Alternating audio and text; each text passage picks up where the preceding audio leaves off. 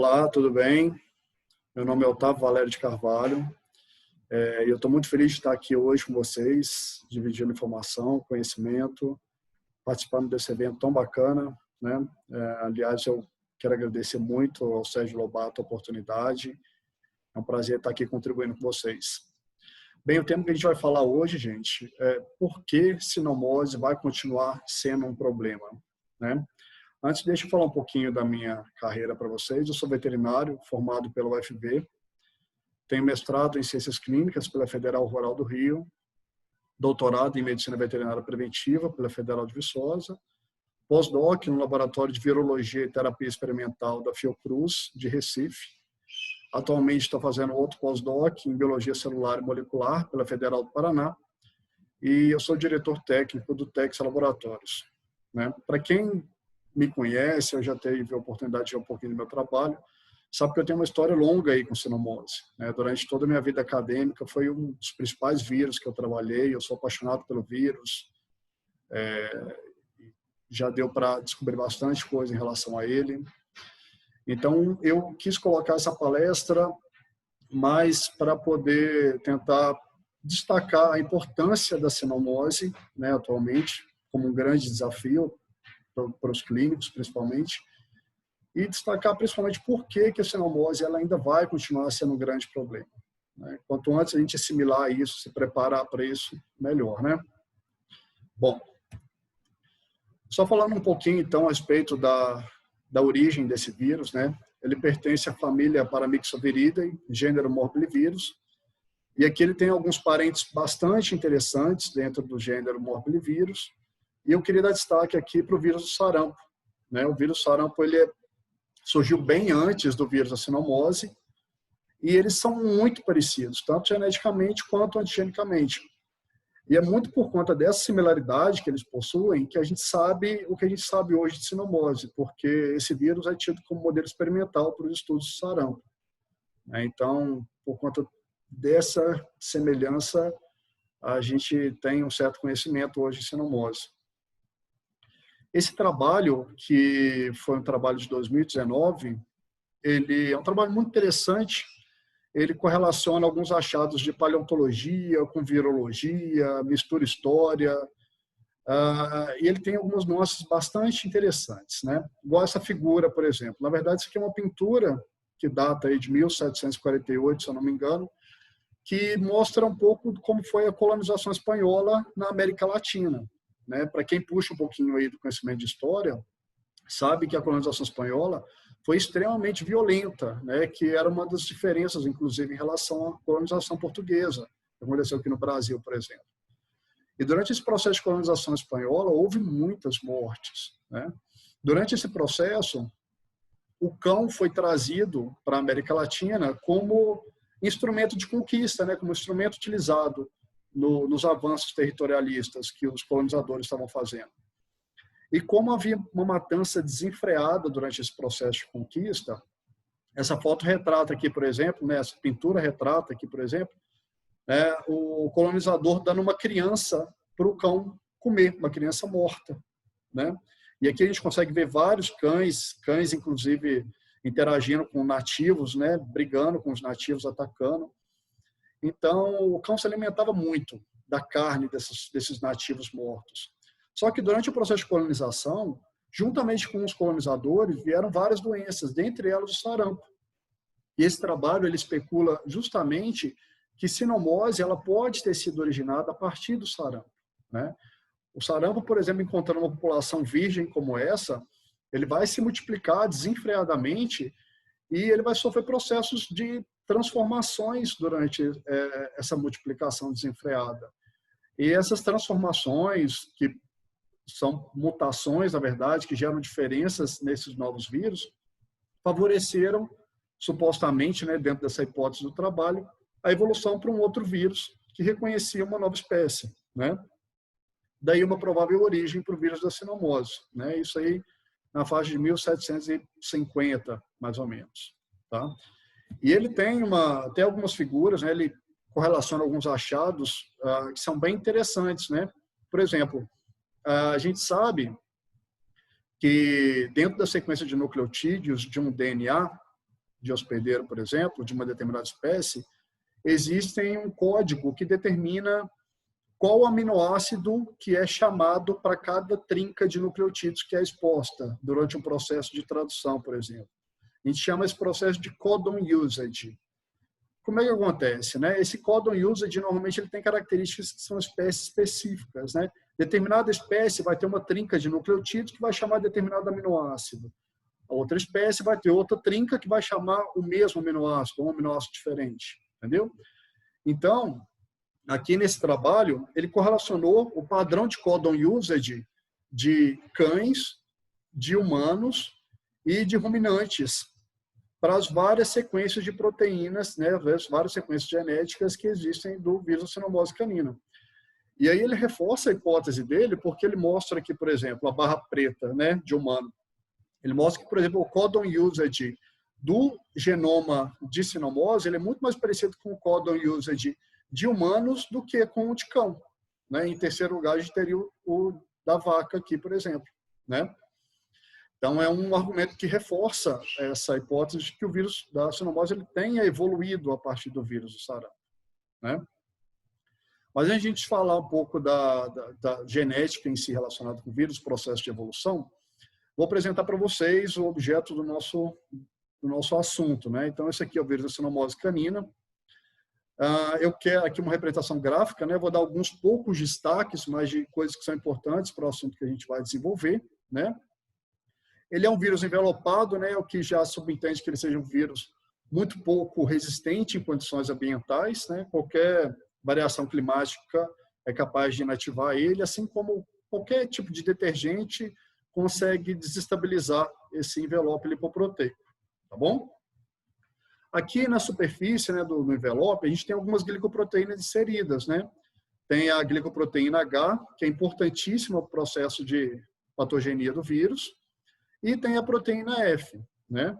Essa proteína H é quem determina o tropismo do vírus. Ela que é a chave de entrada desse vírus para a espécie que ele vai infectar e para o tipo celular e perfil tecidual onde esse vírus vai se multiplicar, tá? Então, ela, bem naquele esqueminha chave-fechadura, ela é a chave para os mecanismos de patogênese que vão ser desencadeadas na infecção, tá bom? Só a título de curiosidade, gente, o nome correto do vírus cinomose canina era, pelo menos até 2015, o Canine Distemper Virus, né, que é a nomenclatura de vírus, o correto cientificamente é em inglês, né, e elas são determinadas pelo ICTV, que é o órgão de taxonomia viral, que determina essa questão de nomenclatura. Mas, a partir de 2016, essa nomenclatura mudou, né? Então, hoje, cientificamente falando, a gente está conversando sobre um Canine Morbillivirus, tá? Mas só mais curiosidade mesmo. Aqui a gente tem uma fotomicrografia eletrônica do vírus, né, mostrando a região de envelope e mostrando nessa sombra aqui a região de glicoproteínas virais, tá? Outra coisa importante, a gente tem que saber de vírus cinomose canina, que vai ser legal para o nosso raciocínio depois, é que ele é um vírus RNA senso negativo, tá? Então, guardem isso, que ele é um vírus RNA, daqui a pouco a gente extrapola um pouco em relação a isso. Só para a gente não ficar perdido em relação à doença, vamos fazer uma introdução rapidinha, mais do ponto de vista de patogenia, que aí a gente desenrola na sequência. Então, o vírus cinomose, ele é um vírus que ele é muito frequentemente transmitido através de aerosóis, né, através de gotículas infectantes de origem nasal e ocular, embora ele também possa ser transmitido através de urina, de fezes, menos frequente, tá? O principal mecanismo de transmissão dele é através de aerosóis, o que já diz para a gente que ele é um vírus altamente contagioso, né? Porque a gente está vivendo uma pandemia, a gente está vendo o quão rápida é essa disseminação de vírus que são transmitidos pelo ar, né? Então, esse é um mecanismo que, com certeza, favorece muito a dispersão entre os hospedeiros, né? Uma vez que o animal tenha sido infectado, esse vírus ele pode demandar até 4 semanas de incubação antes de iniciar algum processo replicativo, tá? Ele penetra normalmente aqui via oronasal no animal infectado. Na sequência, ele vai infectar esse tecido linfóide primário aqui que ele é normalmente proximal, né, em relação à via de entrada do vírus, né? pode ser tonsilas, linfonodos retrofaríngeos e brônquios. Então, ele faz uma infecção inicial nesse sítio e, posteriormente, ele faz o que a gente chama da primeira viremia. Viremia, gente, nada mais é do que quando o vírus ele vai para a corrente sanguínea a partir de um sítio para se dispersar para outros sítios diferentes, outros locais, tá bom? Normalmente, quando o paciente faz viremia, isso é coincidente com picos febris, né? Então, senão, o animal pode apresentar uma febre, pode apresentar uma ligeira apatia, mas que normalmente é transitório, tá bom? A partir dessa primeira viremia, o vírus sai desse sítio linfóide primário e ele vai para sítios linfóides secundários, tá? E aqui a gente destaca baço, medula óssea, lâmina própria de estômago e intestino delgado, nódulos linfóides mesentéricos, células de Kupfer, mais ou menos entre 3 a 4 dias pós-infecção. Aqui eu já puxo um parênteses. Nota que ele entra em sítio linfóide e depois se dispersa para outro sítio linfóide. Qual que é o objetivo do vírus durante esse processo? Ele está alvejando o sistema imune, tá? A estratégia dele aqui está muito clara e objetiva. Ele quer fragilizar imunologicamente esse paciente que foi infectado para que ele consiga ter sucesso infeccioso nesse animal e consiga se dispersar com o mínimo de interferência possível daquilo que seria a principal ferramenta impeditiva para o sucesso infeccioso, né? No caso do sistema imunológico. Então, aqui ele destruiu o tecido linfóide, destrói o tecido linfóide aqui também, ele está imunocomprometendo o paciente, tá bom? Na sequência, a partir desse tecido linfóide secundário, ele faz outra viremia. Essa viremia agora ela é muito mais agressiva, tá? Porque é uma viremia que normalmente o vírus sai do sítio linfóide e ele vai para o sítio epitelial, tá? Então, são 2 tropismos diferentes que a gente já viu. Primeiro, o linfotropismo e agora o epiteliotropismo. O epiteliotropismo ele é interessante para o vírus, porque nesse tecido, o vírus vai se multiplicar de uma forma muito acentuada, né? A gente fala na virologia em replicar, né? Então, ele vai se replicar intensamente nesse tecido epitelial, como forma de produzir o máximo possível de partículas virais para dispersar isso para o ambiente, para contaminar novos animais e assim garantir a perpetuação do vírus, tá bom? Então, nesse momento aqui, que ele vai para o tecido epitelial, e aí a gente fala em vários epitélios, né, gente? A gente pode ter epitélio respiratório, epitélio gastrointestinal, né? Qualquer sistema ali que tiver epitélio, o vírus é capaz de migrar para esse tecido. Tá certo? Na sequência, então, entre 6 a 9 dias pós-infecção, eu já tenho vírus em várias partes do organismo infectado, né? Inclusive, nessa etapa aqui, entre 6 a 9 dias pós-infecção, o vírus ele já pode chegar no sistema nervoso central. Então, por mais que você, na sua rotina, nunca tenha observado um animal assim tão precocemente com quadro clínico neurológico, assim, entendeu? É porque, na verdade, a gente tem também que lembrar a diferença entre infecção e doença, né? Na verdade, o processo ocorre de uma forma desordenada e depois que, em virtude das lesões provocadas direta ou indiretamente pelo vírus, que o animal vai evidenciar clinicamente a doença. É importante a gente puxar um parênteses aqui, já para poder reforçar os mecanismos de manutenção do vírus, que existe uma estratégia do vírus, né, que é o quadro de infecção subclínica. Tem vários pacientes que são infectados, que fazem toda essa dispersão do vírus, inclusive eliminam o vírus para o meio ambiente, e esses animais eles nunca vão ter quadro clínico. Tá? Não é o paciente que vai chegar na sua clínica, né, porque ele é um paciente normal, e você não vai fazer uma investigação de sinomose no paciente saudável, né? Mas esse paciente e esse perfil de infecção, que é a infecção subclínica, é extremamente importante para que o vírus consiga se manter na natureza, né? Então, se ele matasse todo o organismo que ele infectasse, notavelmente vai chegar uma época que ele ficaria sem organismos para poder infectar e se reproduzir, né? E se replicar. Então, já é um parêntese que a gente puxa, né? Para dizer por que a sinomose continua sendo tão abrangente, né? Porque a gente tem essa circulação em cães susceptíveis na forma de infecção subclínica. E aí a gente lembra também, nós estamos num contexto de país de baixa cobertura vacinal, né? Hoje, aqui, a gente dá graças a Deus se o paciente vier com uma vacina antirrábica, né? Principalmente o paciente que vem de um contexto de menor poder aquisitivo do tutor, enfim. Né? É uma situação divergente de um país em desenvolvimento. Né? Brasil e América Latina possuem cobertura vacinal muito baixa, mas muito baixa mesmo, para a sinomose. Isso favorece essa manutenção de quadros subclínicos que promove o rodízio, né? A permanência do vírus entre os animais. Tá, mas voltando aqui para a patogenia, então a gente sabe que entre 6 a 9 dias o vírus já se dispersou epitelialmente, já pode até inclusive ter chegado no sistema nervoso central. E aí, nessa fase aqui também, o animal está extremamente, né? Eu não diria extremamente, mas ele já está bem imunocomprometido, né?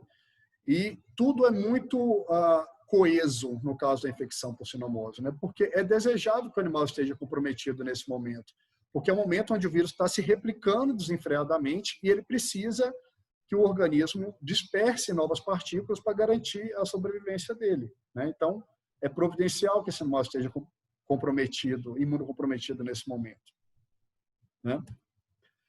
Daí, entre 14 a 21 dias pós-infecção, né, a gente já sabe que o vírus vai estar instalado aqui no sistema nervoso central, né? Então, ele tem linfotropismo, epiteliotropismo e neurotropismo, tá?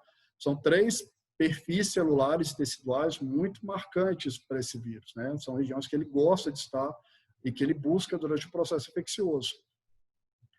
Então, aqui o vírus já está aqui e o animal, inclusive, já pode começar nessa fase aqui a evidenciar alguns sinais clínicos neurológicos, tá? A gente tem que ter em mente que, dependendo do tecido que foi infectado, o animal vai produzir um sinal clínico correlato, né? Daí, isso vale tanto para os epitélios do organismo, né? Respiratório, gastrointestinal, oftalmológico, enfim, quanto para o tecido neurológico, né? Dependendo da área que for alvejada, a gente vai ter uma apresentação clínica correspondente, tá bom? E aí a questão é o seguinte, o que a gente tem que ter em mente é que a apresentação clínica de sinomose, ela varia, tá? Por mais que na sua rotina você esteja acostumado com um padrão, né? Às vezes paciente multissistêmico, com acometimento respiratório, evoluindo num segundo momento para quadro neurológico, não sei qual é o seu padrão, mas eu já deixo bem claro que não existe padrão infeccioso para sinomose. Talvez exista o que você está mais usualmente acostumado a perceber e a diagnosticar e a tratar. Não existe padrão. Sinomose pode literalmente tudo, tá?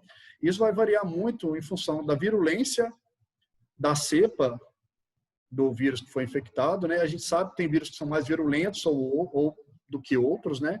E de acordo com a virulência do vírus, ele vai ser mais agressivo ou não no processo infeccioso. Existem características relacionadas com resistência individual de hospedeiro. A imunidade do animal, ela é crucial para o processo e para a magnitude do processo infeccioso. E também a idade no momento de contágio. Isso aqui tudo eu coloco para que você saiba que muitas das vezes o diagnóstico clínico ou até mesmo o diagnóstico superficial que é conduzido em cima de um atendimento clínico, aí, muitas das vezes você pode estar perdendo o diagnóstico de sino, justamente por talvez estar muito preso numa apresentação dita como clássica, né? Sendo que ela não existe. Né? Então, isso já é uma outra questão que eu puxo como relevante para a continuidade da doença no meio da população canina, é porque o diagnóstico, muitas das vezes, ele é falho, né? Então, assim, às vezes você recebe um paciente que só está convulsionando, né? Um paciente que nunca teve apresentação multissistêmica, nunca teve apresentação respiratória, aquele olhinho clássico, aquela hiperkeratose. E, às vezes, você não cogita sinomose naquele momento. Um paciente com nistagmo, por exemplo. Já vi história de paciente com apenas nistagmo, e aí na sinomose costuma ser um nistagmo vertical, na maioria das vezes, e ser a causa ter sido sinomose. Alguns distúrbios comportamentais em animais mais idosos, que usualmente são atribuídos à demência por conta da idade, às vezes são sinais neurológicos de sinomose e passa desapercebido. Né? Então, assim, é extremamente importante que a gente tenha isso em mente para reforçar a questão do diagnóstico. Muitas vezes ele é falha, justamente por o clínico ficar muito preso num determinado perfil de apresentação e também por conta de algumas circunstâncias que a gente vai falar um pouco mais adiante, né? A gente sabe que a mortalidade ela é alta, né? É a doença infecciosa de maior letalidade, abaixo da raiva, né? É ainda a principal doença infecciosa de cães, a principal preocupação no Brasil. A gente pode ter em torno aí de 50% de mortalidade em adultos, 80% de mortalidade em filhotes. E aí eu coloco essa figura aí, esse meme, que eu acho bem engraçado, porque a cara de desespero do cara, que a hora que ele está chegando de madrugada na casa, é engraçado demais. E a mulher aqui ó, já está prontinha já com um pedaço de pau para receber ele, né? É bem a relação, gente, do que acontece entre o vírus e o sistema imunológico, né? É bem isso daí, né? Se a mulher está ali esperando o marido chegar àquela hora ali e tal, ela já está preparada, porque ela sabe que não é o horário usual dele chegar, sabe que ele está aprontando alguma coisa, então ela já está ali, ó, do jeito para receber ele. Então, dessa mesma forma é o sistema imunológico, né? Uma vez que o sistema imunológico ele tenha sido já estimulado para responder para aquele vírus, né, através de vacinação ou através de um processo infeccioso anterior, ele já sabe como é que ele tem que receber o vírus.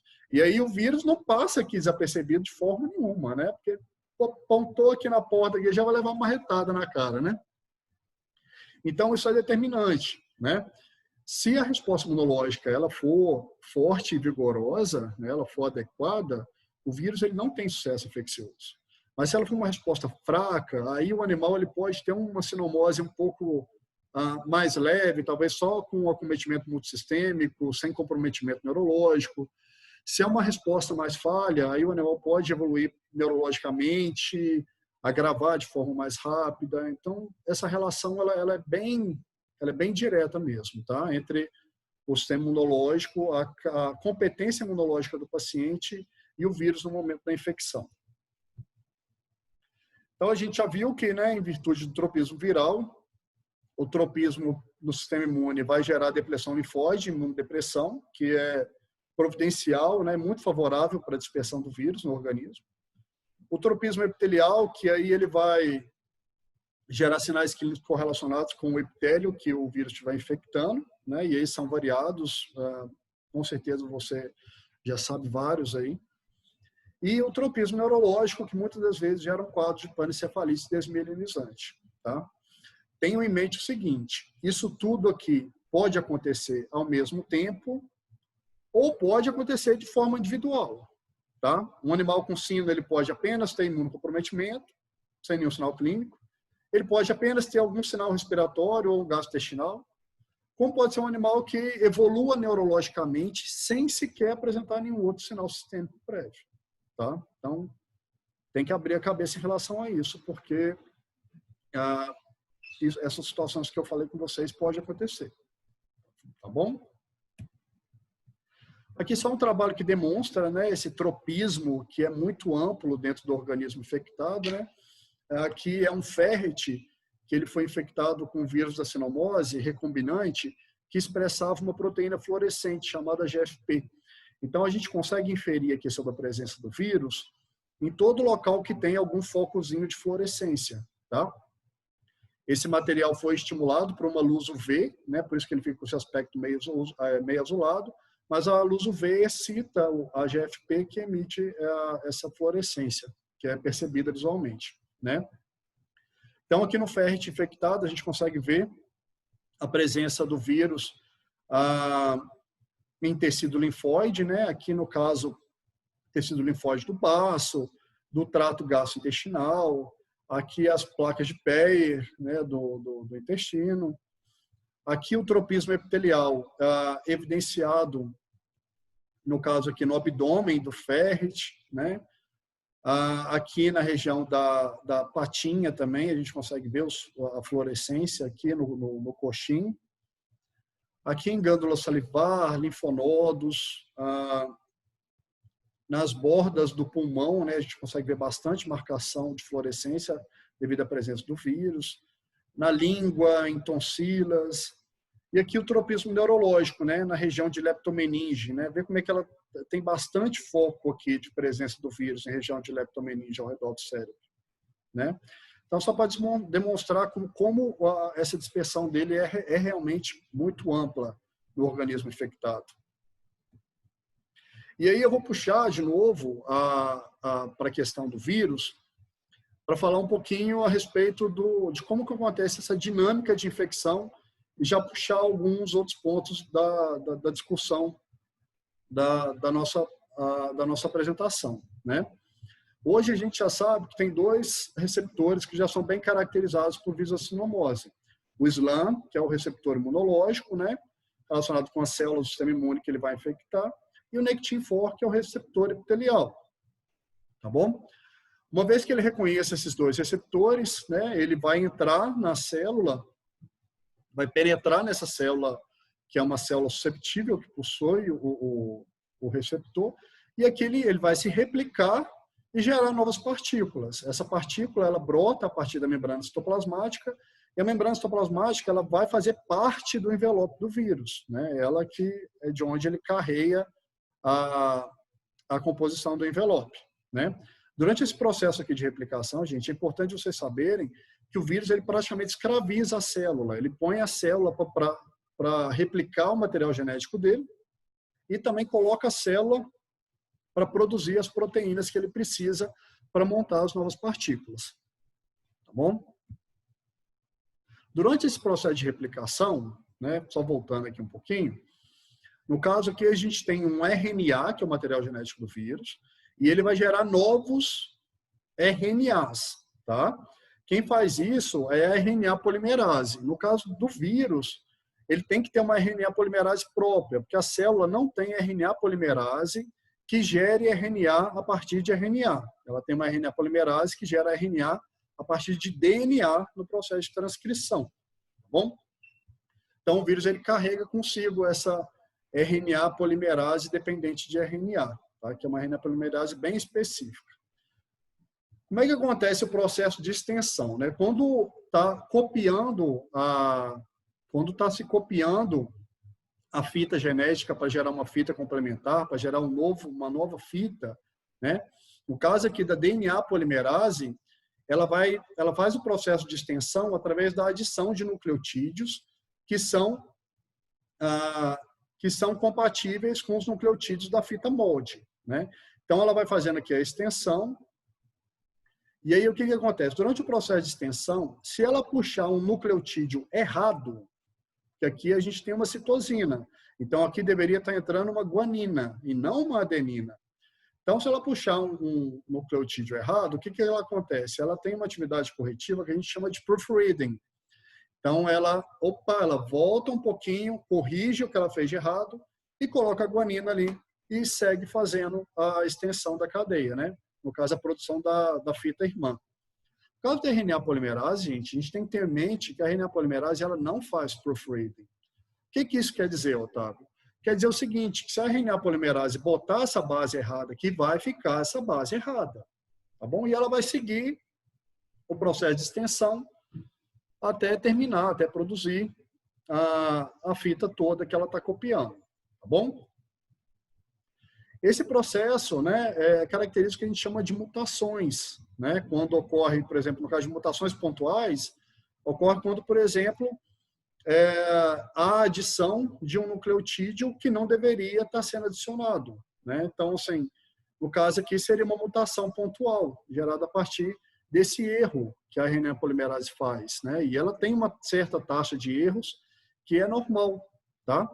Esse processo de erro na construção de novas fitas, do ponto de vista da virologia, isso é altamente benéfico dentro do contexto de evolução viral, tá? A gente vai entender por quê. Então, as mutações podem acontecer por substituição, né? Aqui, por exemplo, era para ter uma guanina, virou uma citosina. Pode acontecer através de inserções, né? Por exemplo, entre essa citosina e essa adenina entrou uma guanina. E a mutação também pode acontecer através de deleções, né? Essa timina que estava aqui ela sumiu, tá? Mas no caso que a gente estava falando lá, no caso das mutações pontuais relacionadas com substituição, só para a gente entender qual que é a correlação para esse tipo de mutação, dá uma olhada aqui. Né? Aqui, no caso, a gente tem um códon, né, no nível DNA, aqui o nível RNA mensageiro e aqui no nível proteico, no caso, o aminoácido. Né? Então, no material genético inicial, haveria esse códon gerando esse perfil aqui de códon de RNA mensageiro, gerando esse aminoácido. Vamos supor que aconteçam as mutações, né? Por exemplo, lá a RNA polimerase adicionou alguns nucleotídeos errados, o que pode acontecer, né? Então, a gente pode ter mutações pontuais silenciosas, né? Por exemplo, aqui no lugar da citosina entrou uma timina, gerou essa variação, mas esse códon aqui e esse códon, todos os dois geram o mesmo aminoácido. Então, é uma mutação silenciosa, porque no contexto de proteína não houve alteração nenhuma. Entrou foi o aminoácido lisina que deveria entrar originalmente. As mutações pontuais nonsense acontecem quando, por exemplo, gera um stop codon. O que é o stop codon? Esse stop codon, quando o ribossomo está fazendo a tradução do RNA mensageiro e aparece um códon como esse é um sinal para o ribossomo que ele tem que se desligar do RNA mensageiro. Então, ele para a síntese proteica naquele momento ali, onde ele lê aquele códon, entendeu? E a gente pode ter também as mutações pontuais missense, aí elas são conservativas ou não conservativas. Numa mutação conservativa, vai gerar um aminoácido diferente, porém de mesma propriedade bioquímica que o aminoácido original. Então, ocorre dano, mas o dano não é tão grave do ponto de vista proteico. Tá? E tem as mutações pontuais missense não conservativas, que já gera um aminoácido diferente do original e de propriedade bioquímica também diferente. Isso, gente, é extremamente importante, porque quando a proteína está se montando, a gente tem que ter em mente o seguinte: a proteína ela nunca é linear, né? A cadeia polipeptídica, né? Ela sai linear, mas a partir da composição bioquímica de uma cadeia polipeptídica, ela começa a assumir conformações secundárias, terciárias e até quaternárias, né? E é isso que vai dar o contexto estrutural da proteína e vai se relacionar principalmente com a função que essa proteína vai desencadear. Tá? Então, obviamente, é um aminoácido diferente, mas ele vai interferir em toda a montagem da proteína, vai gerar uma proteína anômala, né? Diferente daquela proteína inicialmente. Isso pode ter uma série de impactos para aquele organismo, entendeu? Pode ser uma proteína que não tenha função nenhuma, mas pode ser uma proteína que tem uma função diferente da outra. Tá? A gente vai chegar onde vai fazer mais sentido para você. Então, por exemplo, aqui a proteína normal, quando houve uma mutação, repara só como é que o formato dela já é bem diferente dessa. E uma mutação nonsense também, onde houve formação de stop codon, olha só, ela também tem uma conformação bastante diferente. Tá? Então, obviamente, isso vai conferir ao vírus que sofreu esse processo de mutação características diferentes em relação aos vírus anteriores. Tá? E essas características diferentes, quando elas acontecem, por exemplo, numa hemaglutinina viral, por exemplo, que é a proteína relacionada com o reconhecimento do perfil celular que vai estar sendo infectado, isso pode favorecer algumas situações. A primeira delas pode favorecer que essa ligação com o receptor celular seja uma ligação muito mais forte, o que aumenta mais o tropismo, aumenta a virulência do vírus, aumenta o grau de gravidade daquele processo infeccioso. Mas também pode acontecer, por exemplo, que essa nova proteína H do vírus, né, esse novo sítio de reconhecimento de receptor, uma vez que ele tem uma mutação, ele pode reconhecer perfis celulares diferentes dos que eles reconheceria normalmente. Então, um vírus que poderia infectar outras células que não infecta fora do processo de mutação. Como também pode acontecer desse vírus reconhecer novos hospedeiros, né? E aí eu puxo o link com a pandemia atual. Foi basicamente isso que aconteceu, né? Tava o coronavírus bonitinho lá na natureza, passando nos animais lá. Ele é um vírus RNA, estava acontecendo um monte de mutação, porque acontece o tempo todo, mesmo que isso não tenha significância nenhuma naquele determinado momento, mas chegou um determinado momento que gerou uma variante viral que tinha propriedade de reconhecimento de receptor humano, em virtude de um processo de mutação ali no sítio de reconhecimento da proteína spike do vírus. E esse momento da natureza, ele juntou no momento único ali, onde esse vírus encontrou um ser humano ali, e aí pronto, né? Foi um abraço dali para frente, e aí resultou no contexto que a gente está vivenciando hoje. Então, é extremamente importante a gente falar desse processo de mutação, porque isso é dinâmico, isso acontece o tempo todo, e isso gera situações, às vezes, imprevisíveis em relação aos vírus, né? Eu gosto dessa figura aqui, que aí ela já traz um pouco a ideia do contexto epidemiológico do vírus da sinomose, e é interessante para a gente falar, né? Primeiramente, eu já vou deixar claro para vocês assim, embora a gente fique aqui muito preocupado com o cão, o vírus da sinomose ele é muito maior do que isso tudo aqui, tá? É até uma palavra pejorativa, mas a palavra que melhor define ele é um vírus promíscuo, ele é muito promíscuo, ele quer pegar todo mundo, tá? E assim, a gente sabe que já tem 10 de 18 famílias de carnívoros que já são descritas como susceptíveis ao vírus da sinomose canina, tá bom? E a gente tem famílias de animais não carnívoros também que são infectados. Então, ele tem um perfil, uma gama muito ampla de hospedeiros, né? E aqui a gente tem alguns exemplos disso, né?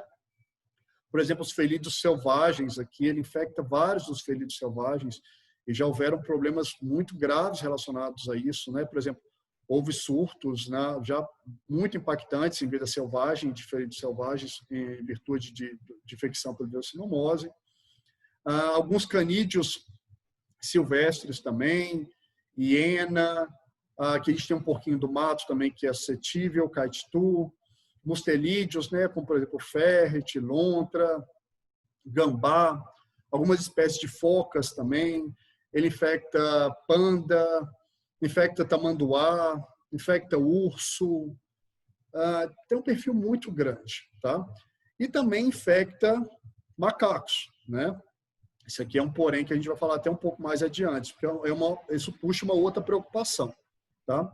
Mas, via de cara, eu quero mostrar duas situações interessantes para a gente pensar em termos de permanência do vírus da sinomose, né? Primeiro, que ele tem todo um complexo de disseminação silvestre que favorece que ele permaneça, mesmo que as populações caninas sejam altamente vacinadas, esse complexo silvestre ele favorece com que o vírus continue se dispersando.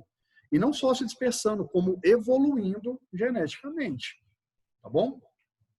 O segundo parênteses é também porque sinomose, além de ser hoje um grande problema de cães, sinomose é também um problema de animais selvagens, né? Porque existem várias espécies que estão em risco de extinção e que são susceptíveis ao vírus e podem vir, inclusive, a ser extintas, né? Em caso de infecções massivas, né? E aí tem uma outra preocupação também em relação a esse contexto, que é o gato doméstico, né? Hoje o gato doméstico, ele não é susceptível ao vírus, ele não se infecta, não há doença, tá? Mas devido à proximidade aqui que ocorre com os felídeos silvestres, existe uma grande preocupação de que esse animal, num futuro próximo, talvez ele venha a ser susceptível. E aí vai ser um outro grande problema para a sua rotina, né? Porque pensa só, gato se infectando com sinomose, que tragédia que não seria, né? Aqui só para demonstrar um pouco de como ocorre a infecção nesses outros animais, né? Aqui a gente tem o ferret, né? Mostrando essa apresentação, né, de secreção nasal e ocular, né? Às vezes mucopurulenta, meio seca, forma essas crostas. A apresentação dermatológica, né? Com eritema em região de abdômen, região de queixo, região de focinho. Aqui a gente tem um trabalho que mostra a infecção em pandas, né? O panda fazendo quadros de infecção respiratória, né? Com secreção nasal, região de hiperkeratose aqui no focinho, região de hiperkeratose em coxim também. Aqui a gente tem alguns vídeos de leões infectados com sinomose. São vídeos de dois momentos, né? De dois surtos que tiveram na Tanzânia, um vídeo de 94 e o outro vídeo de 91. mostrando os leões convulsionando em virtude do acometimento neurológico de cinomose canina. Isso para demonstrar que muito da apresentação clínica que a gente observa em cães, ela ocorre também em outras espécies. Tá? Então, um quadro bastante grave, também bastante preocupante, a mortalidade é bastante elevada também. E aqui a gente vê uma hiena infectada, né, um animal já praticamente em estupor, né, com distúrbio de consciência, com bastante secreção ocular, o animal exibindo sinais neurológicos, né, aqui a mioclonia de pescoço, mioclonia de membros posteriores, né, e aqui um guaxinim apresentando convulsão, né, o guaxinim ele é um problema considerável de sinomose nos Estados Unidos, justamente por ser um animal que faz muito desse trânsito entre vida selvagem e vida urbana, né? Então, ele carrega muito o vírus entre as duas populações.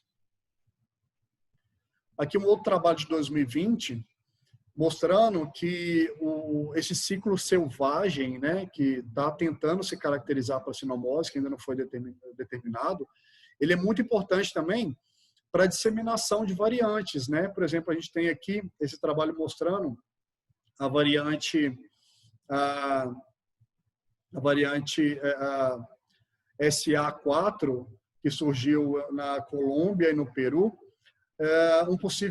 uma possível rota de disseminação através de rotas migratórias de animais selvagens, né?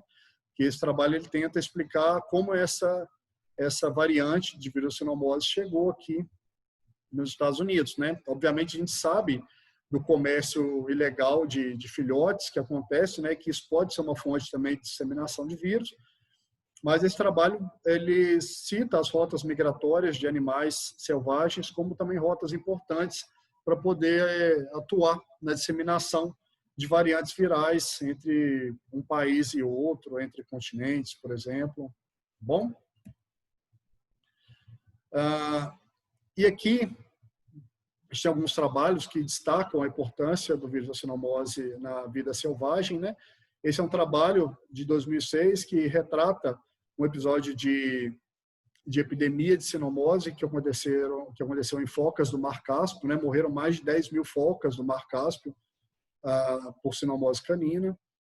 Esse outro trabalho aqui, ele retrata os surtos de 94 de 2001 que houveram na Tanzânia, né, em leões, né, chegou a morrer mais de 40% da população de leões na Tanzânia durante esses surtos, né?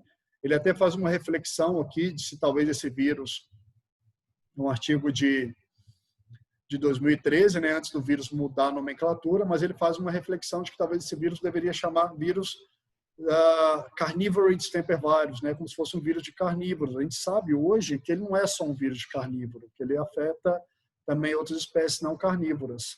Tá? E aí vem algumas reflexões em relação ao contexto de infecção em animais selvagens, né? Será que eles seriam hospedeiros acidentais, hospedeiros spillover, né? Como se, por exemplo, estivessem surgindo a partir de processos evolutivos da vírus sinomose, ou se eles fazem parte do complexo ecológico da doença infecciosa. Muitos dos trabalhos hoje, gente, já cravam esse raciocínio de que realmente existe um complexo ecológico de sinomose canina que compreende um núcleo silvestre e um núcleo urbano, né? E destaca cada vez mais a importância de se estudar a sinomose no núcleo silvestre, né? Porque muito embora a sinomose canina seja um problema hoje mais de países em desenvolvimento, né, por conta de basicamente cobertura vacinal baixa, os países em desenvolvimento têm feito muitos trabalhos em cima de sinomose, mas no sentido de tentar compreender qual que é a real importância da sinomose nesse contexto selvagem e até mesmo para poder preservar espécies ameaçadas de extinção. Então, tem apelos diferentes hoje dentro das iniciativas científicas, né? Esse outro trabalho aqui, eu já puxo aquela questão lá da infecção dos macacos, né? Que houveram surtos de infecção de sinomose em macacos no Japão, em 2013, se eu não me engano, e morreu uma quantidade grande de macacos. Né? E eles ficaram muito intrigados, né? Porque não se sabia que vírus estava causando aquilo. Chegaram à conclusão que era o vírus da sinomose canina e houveram várias especulações, né? Porque, obviamente, né? Tipo, se o vírus infectou o macaco, o quão distante ele está de infectar o ser humano, né? Visto a proximidade genética entre essas duas espécies, né? Então, tanto esse trabalho quanto esse aqui que foi feito no desenrolar do trabalho anterior, eles fizeram umas abordagens muito interessantes nesse sentido. O que eles fizeram? Eles isolaram esse vírus que estava matando os macacos, né? Chamou ele com esse nome aqui.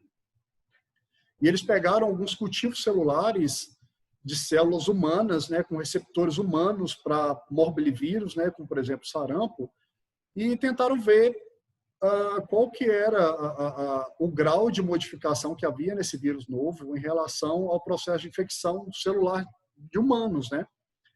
E aí eles pegaram, por exemplo, um cultivo celular que expressava um receptor linfóide humano e viram que esse vírus tinha pouca afinidade, mas depois de umas 4 passagens, esse vírus conseguiu infectar essa célula e destruiu todo o cultivo celular. Só que quando foi feita a inoculação desse vírus num cultivo celular expressando o Nectin-4 humano, o vírus reconheceu imediatamente e destruiu todas as células, né?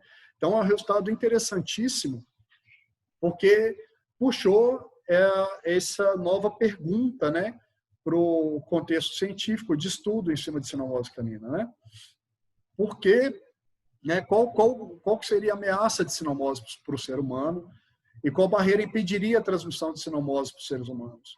Né, a gente sabe hoje que você demonstrar infectividade num sistema in vitro, né, no sistema celular, é muito diferente de haver infectividade no organismo complexo como o ser humano, tá? Então, via de fato, sinomose não é um problema para o ser humano atualmente, tá bom?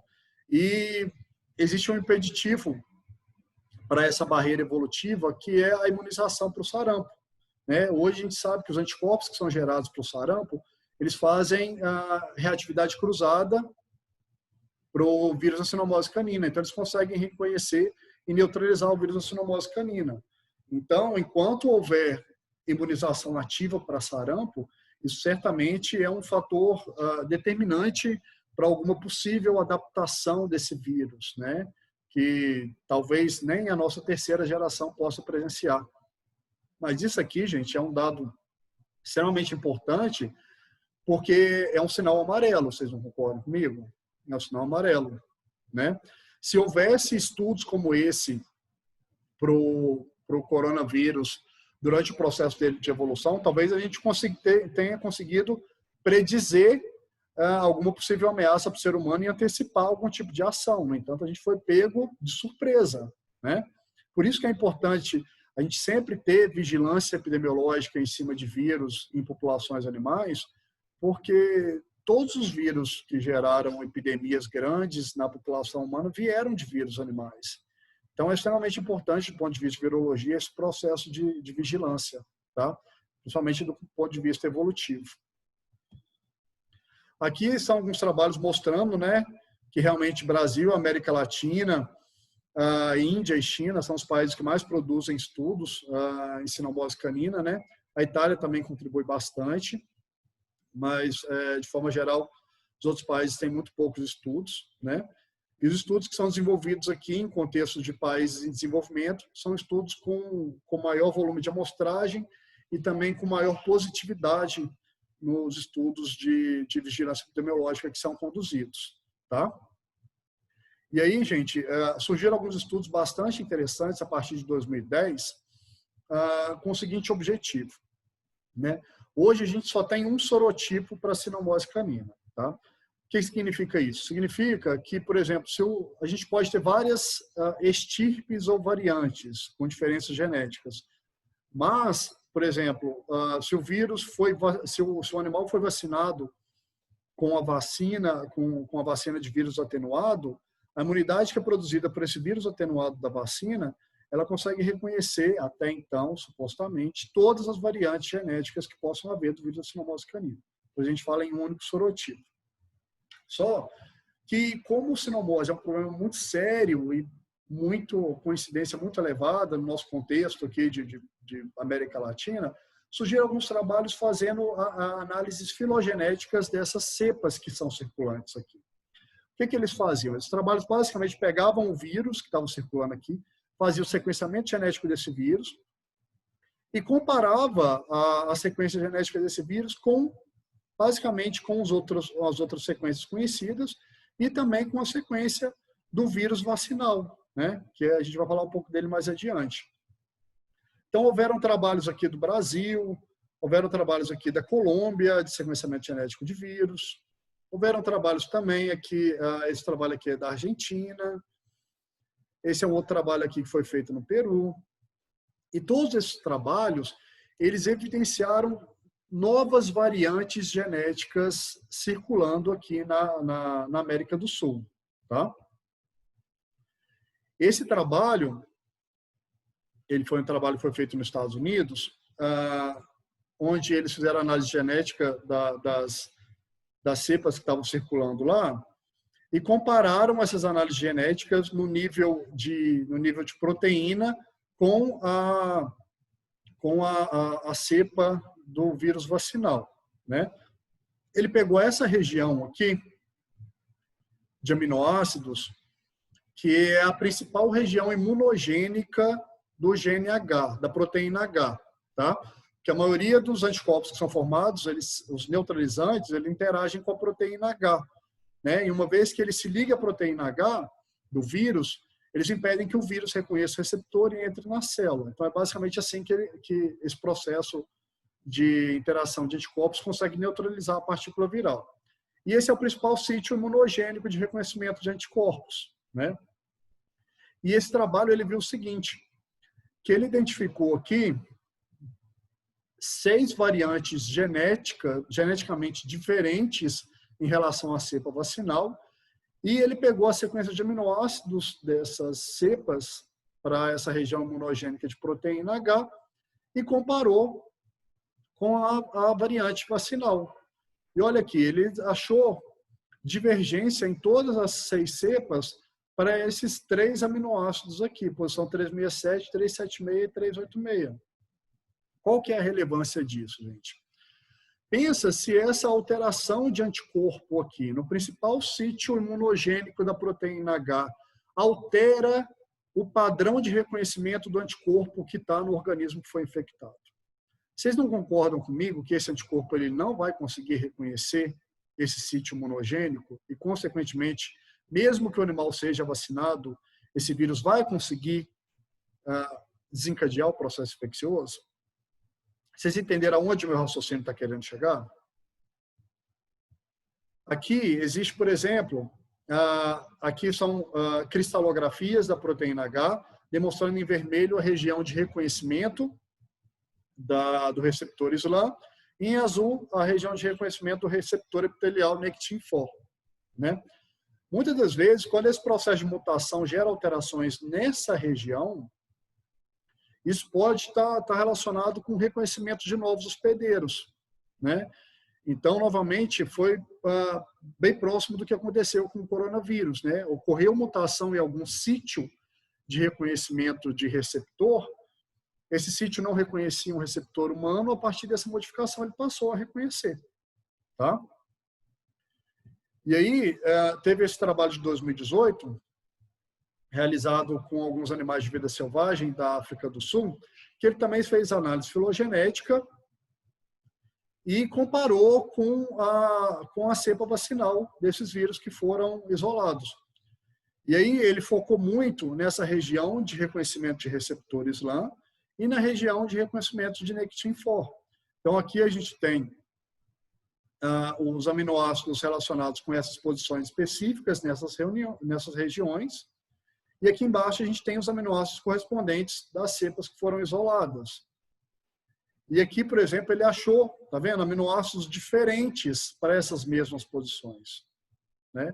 Tanto aqui para esses 3 aminoácidos aqui da região de reconhecimento do receptor SLAM, quanto também para esse aminoácido aqui de reconhecimento de Nectin-4, né? Então isso serve como argumento para várias discussões, né? Dentre elas, como sendo mutações relacionadas com o reconhecimento de novas espécies, por exemplo, né? Já que ele estava aqui investigando animais de vida selvagem infectados por cinomose.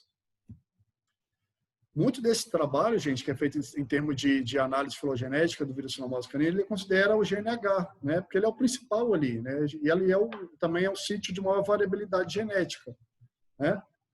Então, só para vocês entenderem como esse processo de evolução viral é algo muito dinâmico, e esses trabalhos reforçam isso, em 2012, a gente tinha 8 genótipos distintos de sinomose canina. Tá? Em 2014, perdão, já se somaram mais 4 genótipos diferentes, todos eles circulantes em América do Sul. Então, aqui a gente já tinha 12. Na verdade, esse genótipo que ele já era conhecido, esse Europa 1, South America 1 também ele já era conhecido, né? E aí se descobriram mais 3, um na Argentina, um no Equador e um na Colômbia. Então, aqui em 2014, a gente já tinha 11 genótipos conhecidos. Os trabalhos foram evoluindo, e em 2019, a gente já somou 17 genótipos distintos de sinomose canina. Tá? São 17 variantes que são sabidamente divergentes geneticamente e podem também ser divergentes do ponto de vista antigênico em relação às demais. Tá? Por que isso é importante? Né? A gente sabe, então, hoje a gente tem uma grande variedade de cepas circulantes aqui na América do Sul, né?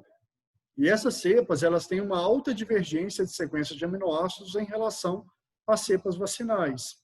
Isso, gente, é um fator extremamente favorável para a ressurgência de casos de sinomose canina em populações caninas vacinadas, né? E aí eu começo a consolidar o raciocínio que eu queria fazer com vocês do seguinte ponto de vista.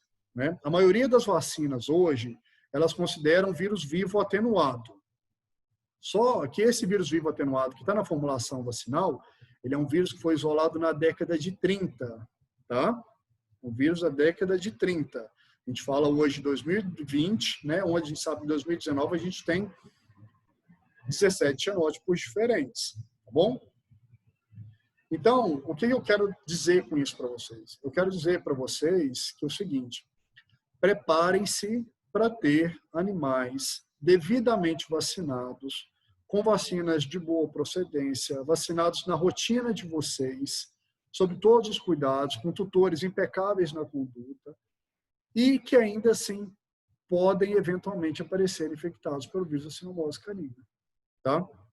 Sei que parece terrorismo, mas é uma coisa pouco comum, que como eu trabalho muito com sinomose, então eu tenho a oportunidade de conversar muito com colegas a respeito disso, eu tenho observado que o raro começou a ser pouco comum e tem sido cada vez nem tão pouco comum quanto a gente imagina. Tá? Então, independente de entrar no mérito de vacina nacional, vacina ética, o que é um outro discurso totalmente à parte, né? E tem muito de influência de indústria dentro desse contexto, né? Independente de entrar nesse mérito, você tem que ter noção disso, tá bom? E isso acho que talvez seja um dos principais pontos para justificar do porquê que sinomose vai continuar sendo um problema. Porque é muito provável, não teve nenhum estudo ainda que cravasse com 100% de certeza, mas a maioria dos estudos sugerem como altamente provável que a gente já tenha circulação de variantes que fazem escape vacinal para a sinomose canina. Tá bom? Então, isso acho que é crucial dentro das informações que eu queria passar para vocês. Tá? E esse trabalho aqui, na verdade, ele mostra algo próximo disso que eu falei com vocês, né? Ele fez uma análise antigênica de algumas variantes genéticas do vírus sinomose canina, né? E aqui ele pegou 3 animais SPF, 3 cães SPF, né? Que são cães que nunca tinham sido expostos a nenhum agente infeccioso, né? Praticamente cães virgens imunologicamente do ponto de vista infeccioso. Pegou esses animais, vacinou eles com uma vacina inativada, né? Representada aqui em azul, e vacinou um cão com vacina ativada, um cão com a vacina de vírus vivo atenuado e o outro cão também com vacina de vírus vivo atenuado. Tá bom? Ele vacinou esses animais com as formulações e depois ele desafiou esses animais com essas variantes aqui abaixo, né? Modeste Port, Snyder Hill, Rockborn, com essas variantes aqui abaixo. Ele desafiou e ele coletou o sangue desses animais para poder medir a resposta de anticorpos que houve frente a essa estimulação antigênica de variantes diferentes. Basicamente para predizer o nível de reconhecimento que a proteção produzida pela vacina seria capaz de resultar frente a essas novas cepas, né? Então, aqui de cara a gente tem algumas observações mais nítidas. Primeiro, que vacina inativada para sinomose canina, né, aqui definindo um cutoff de 1 para 32 como ponto de corte, né, de título protetor, o que seria considerado um título mínimo protetor, para poder conter a evolução do vírus. A gente já vê de cara aqui que vacina inativada realmente não presta, né? Graças a Deus a gente não tem vacina inativada para sino no mercado. Realmente a proteção dela é muito ruim comparada com as vacinas de vírus vivo atenuado, né? Mas olha aqui, por exemplo, com estimulação de cepas diferentes, a gente tem perfis de respostas diferentes.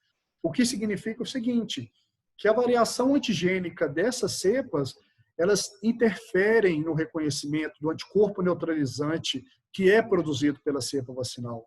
E, obviamente, na medida em que essa divergência antigênica ela aumenta, eu vou ter um menor reconhecimento do anticorpo neutralizante e eu vou ter um menor título de anticorpo resultante ali daquela estimulação, né? E aí a gente tem uma situação aqui bem peculiar, que é a estimulação por essa cepa aqui, né, da Europa selvagem.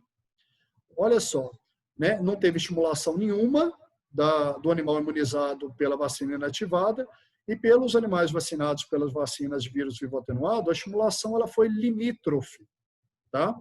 Só que isso aqui, gente, foi uma estimulação feita num momento próximo à vacinação, o que significa que esse animal ele estava num momento ótimo de reconhecimento, um momento ótimo de título de anticorpos protetores, entendeu? Significa também que é o seguinte, talvez se esses animais aqui das vacinas de vírus vivo atenuado, eles fossem estimulados num momento um pouco mais posterior em relação à vacina, isso significa que talvez esses animais, a resposta deles seria abaixo do que é considerado como protetor. Ou seja, esse animal, mesmo vacinado, ele adoeceria quando exposto a essa cepa, tá? E certamente isso acontece, tá, gente? Certamente. Eu estou longe de ter os 17 genótipos que já são caracterizados até agora. Então, esse estudo, ele, na verdade, ele dá uma ideia do que muito provavelmente já está acontecendo, que são essas cepas que fazem escape vacinal, né? E isso, gente, é extremamente importante a gente ter em mente e até mesmo cobrar das indústrias de vacina, que hoje as vacinas internacionais, elas seguiam muito pela casuística, pela incidência de sinomose, que acontece em outro contexto, que é em contexto de país desenvolvido. Lá, eu posso dizer bem próximo de certeza que essas novas variantes não têm implicação, né? Porque como a gente tem uma cobertura vacinal extremamente alta, né, a circulação viral ela é menor, a gente espera também uma menor variabilidade genética, porque o vírus não tem capacidade de circular entre os cães, porque a cobertura vacinal é alta. Então, muito embora essa cepa ela seja muito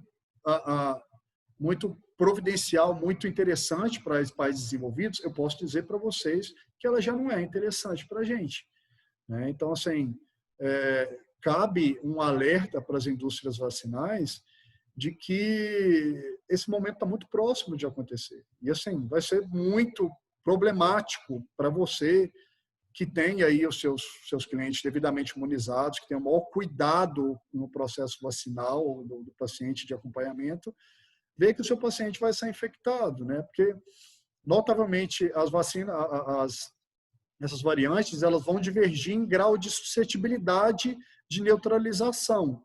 Mas se você tem uma variante que não sofre neutralização nenhuma, nem parcial, por um anticorpo induzido pela imunização usual, essa variante ela vai ter um sucesso infeccioso muito rápido, né? Porque ela vai pegar toda uma população de cães susceptíveis e vai fazer uma epidemia aí violentíssima em cima de cães. Entendeu? Qual que é a importância disso e por que que isso, além de ser um problema, pode vir a ser um problema muito maior do que já é atualmente, né? Então, hoje, as falhas relacionadas com imunização para sinomose são o grande fator responsável pela permanência do vírus, né? A gente tem falhas relacionadas com interferência de imunidade materna, a gente tem falhas relacionadas com vacinação em animais imunocomprometidos, né? E aí eu puxo talvez algum raciocínio em cima dos animais que são vacinados em casas agropecuárias, né, que não tem a avaliação veterinária no momento da vacinação e podem estar com alguma doença no momento da imunização, não vão responder bem. Armazenamento incorreto de vacina, isso aí, gente, nossa. A principal razão de detonar a vacina nacional é muito relacionado a isso, sabe? Por conta de armazenamento incorreto, né? Então, mesmo que o dono da agropecuária ele não desligue a geladeira no momento que ele vai para casa, tudo e tal, só de ele considerar o armazenamento dessa vacina numa geladeira onde ele guarda o lanche, onde ele guarda outras coisas, isso aí já é um fator crítico, tá? E aí eu quero fazer um grande alerta com vocês pelo seguinte: vacina de vírus vivo é extremamente termossensível, tá? Então, assim, aquela questão do 2 a 8 é muito crítico para que a vacina tenha viabilidade no momento da imunização, né? E até é extremamente importante que, mesmo que você tenha toda a sua rotina pautada nesse cuidado, que você também se preocupe com o recebimento da vacina, tá? Hoje a gente está vendo aí esses medidores de temperatura com infravermelho, que todo mundo está utilizando aí para medir temperatura. É crucial que você tenha um desse na sua clínica, tá? Porque no momento que você recebe a vacina, você tem que abrir e você tem que checar a temperatura. Se a temperatura da vacina ela está fora da temperatura recomendada da temperatura de conservação recomendada, eu sugiro que você devolva, entendeu? Porque, por mais que você conserve adequadamente, se a cadeia de frio que veio antes do seu recebimento estiver comprometida, não adianta nada. Você recebe um produto adulterado, um produto comprometido, e aí isso vai também impactar na imunização que você vai fazer do seu paciente, tá bom? Animais não responsivos, né? A gente sabe hoje que tem várias na verdade não, mas tem algumas deficiências genéticas relacionadas com reconhecimento imunológico de patógenos, né? Então, tem animal que simplesmente você vai vacinar ele 300 mil vezes e ele nunca vai produzir uma proteção adequada, né? Daí que uma dica legal é sempre você avaliar sorologicamente esse animal após o processo de imunização, né? A gente tem vários testes aí de IgG, você manda a amostra do animal e você consegue avaliar ali se o animal produzir uma proteção satisfatória. Eu acho que é um selo de qualidade sobre o trabalho que você fez, porque você consegue garantir que não somente a imunização foi bem feita, mas como a resposta do animal ela foi adequada ao processo de imunização. Então, é uma dica legal para a gente fazer também. Falhas na produção vacinal, né? Isso obviamente não compete muito a gente, mas sim a indústria da vacina, que tem que ter trocentos aí mecanismos de qualidade que asseguram que o processo de produção ele realmente seja muito fidedigno, né? E aí eu puxo algumas considerações com vocês. Já teve um surto na década de 60, onde determinada indústria aí produziu uma vacina que teve problema de atenuação. E o que aconteceu? Essa vacina com problema de atenuação, ela foi usada em imunização dos animais e ela matou os animais, porque os vírus não estavam atenuados adequadamente, né? Mas isso aí hoje, posso garantir para vocês que a qualidade aplicada à produção vacinal hoje ela é muito, muito, muito rigorosa, inclusive na indústria nacional, tá?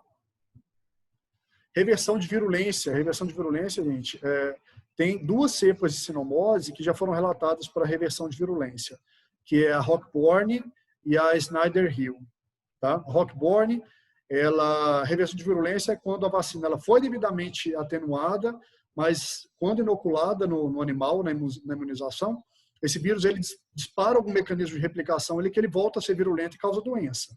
E aí você imagina, né? A quantidade de vírus que tem numa vacina é grande. Então, um animal que sofreu reversão de virulência no processo vacinal, certamente é um animal que vai a óbito em muito pouco tempo. Tá?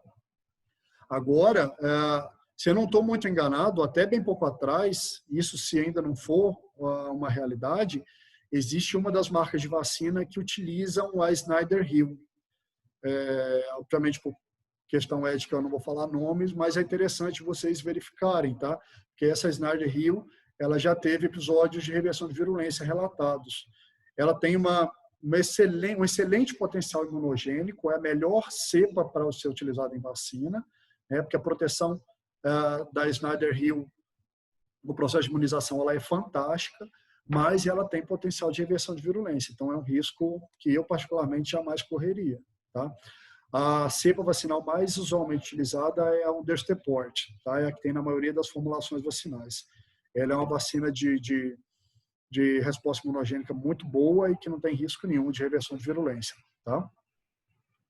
E, obviamente, as outras fases de imunização, a gente vai ter as variantes de sinomose, né? Que é aquela questão que eu falei com você, que são novas cepas que estão surgindo aí, que muito provavelmente vão ou se não estão fazendo escape vacinal e estão causando doença no animal que foi devidamente imunizado.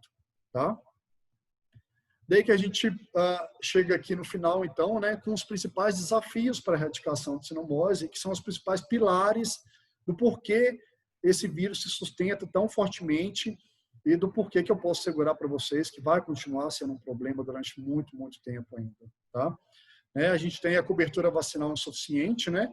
Mesmo com todas essas considerações que eu fiz em relação à vacina, sem dúvida alguma, é altamente recomendado que o animal seja imunizado e corretamente imunizado, né?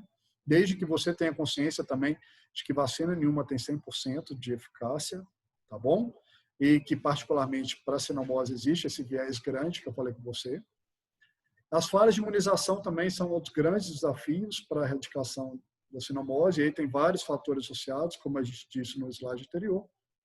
E os reservatórios silvestres também entram como um terceiro pilar aí, que fazem com que o vírus continue circulando, mesmo que no ambiente urbano ele seja extremamente controlado, no ambiente selvagem ele vai continuar circulando e pode fomentar episódios futuros de surtos na população urbana. Tá bom? Bem, gente, eu chego aqui no final, então. Eu espero que tenha sido bacana para vocês. Tá? Tem meus contatos aqui abaixo, né? Meu e-mail, meu Instagram. Vocês ficam à vontade para poder me pedir. Tem vários artigos científicos que eu abordei aí, eu tenho todos, vocês podem pedir, que eu mando, né, sem o menor problema. Agradeço novamente a organização do evento, né, dizer que foi um prazer dividir esse momento aqui com vocês. E muito obrigado, viu, gente?